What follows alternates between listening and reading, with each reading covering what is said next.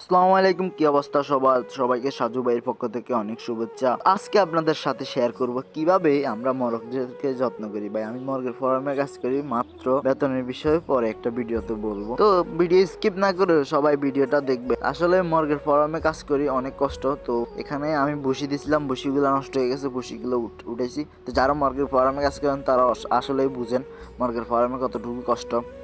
তো বুসি উড়াবার পরে এখন নতুন করে আবার বুসি দিব। এখন আমি ফর্দা উড়াইতেছি। তো ফর্দা উড়াইতেছি বলতে গেলে মুরগির ফার্মে ফর্দা উড়ান লাগে। যারা মুরগির ফার্মে কাজ করে তারা অনেক বুঝে যে মুরগির ফার্মে কি করা লাগে।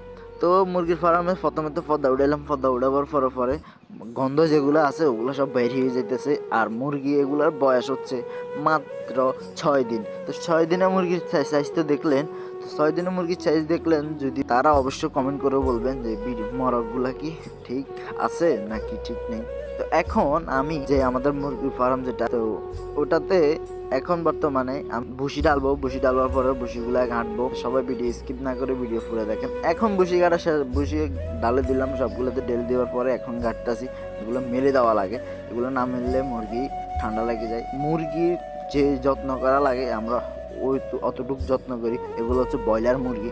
তো বিশেষ করে ব্রয়লার মুরগির অনেক যত্ন লাগে। যারা ব্রয়লার মুরগি কাজ করছেন তারা অবশ্যই জানেন, এসবগুলা তাদেরকে বলা লাগে না, তারা ইয়েতে জানে। তো এখন ভুসিগুলা, এই যে ভুসি যেগুলো দেখতেছেন এগুলা শুকাই এক বাইট টাটকা করে ফেললাম। কারণ শুকানো যে জিনিসটা, এই জিনিসটা যদি মরগগুলার নিচে থাকে তাহলে মরগগুলা আরাম পায়।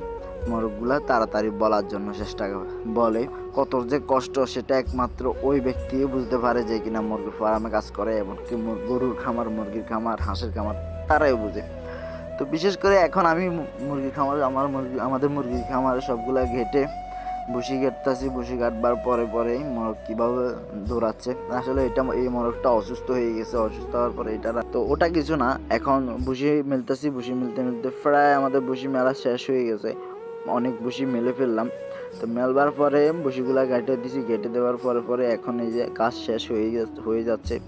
তো কাজ শেষ হওয়ার পরেই হালকা আর একটু কাজ ছিল, ওটাও শেষ করে দিলাম। ওটা শেষ করে বাচ্চাগুলো অনেক সুন্দর। দুর্বল হওয়ার কারণ হচ্ছে মোরগ যখন রাত্রে থাকে, এখন তো শীতকাল, শীতের কারণে মোরগগুলা খিচ খেয়ে গেছে। শিকাটা শেষ হয়ে গেছে। শেষ হওয়ার পরে যে ডিঙ্গার গুলো আছে, ডিঙ্গার গুলা চারি সাইডে দিয়ে দিলাম। চারি সাইডে দেওয়ার পরেই এখন দেখতেছেন মোরগগুলো কিভাবে খাইতেছে। তো খাওয়ার পরে এখন আবার আমি কি করব, হয় খাদ্য দেওয়া হয়, তো খাদ্যগুলা দিয়ে দিব। আসলে খাদ্যটা যদি না দিই তাহলে মুরগি খাবে কি করে, এটা তো বুঝেনি সবাই। তো খাদ্য দিতেছি যে এটা হচ্ছে অনেকে বুঝে যে ফিট, এটা হচ্ছে ফিট, মানে তাদেরকে খাওয়ানো লাগে।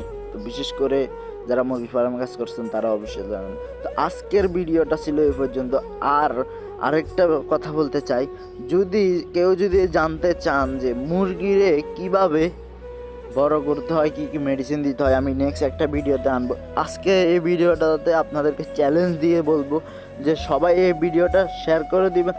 আর 400 লাইক দরকার, আর মাত্র 200 কমেন্ট দরকার। তাহলে আমি নিশ্চিত আপনাদের জন্য আরেকটা ভিডিও আনবো, যে ভিডিওটা হচ্ছে ব্রয়লার মুরগিকে কিভাবে ওষুধ দিয়ে 30 দিনের ভিতরে বড় করতে পারে। তো সবাইকে অনেক ধন্যবাদ ভিডিওটা দেখার জন্য। সবাই ভালো থাকবেন, সুস্থ থাকবেন। আল্লাহ হাফেজ।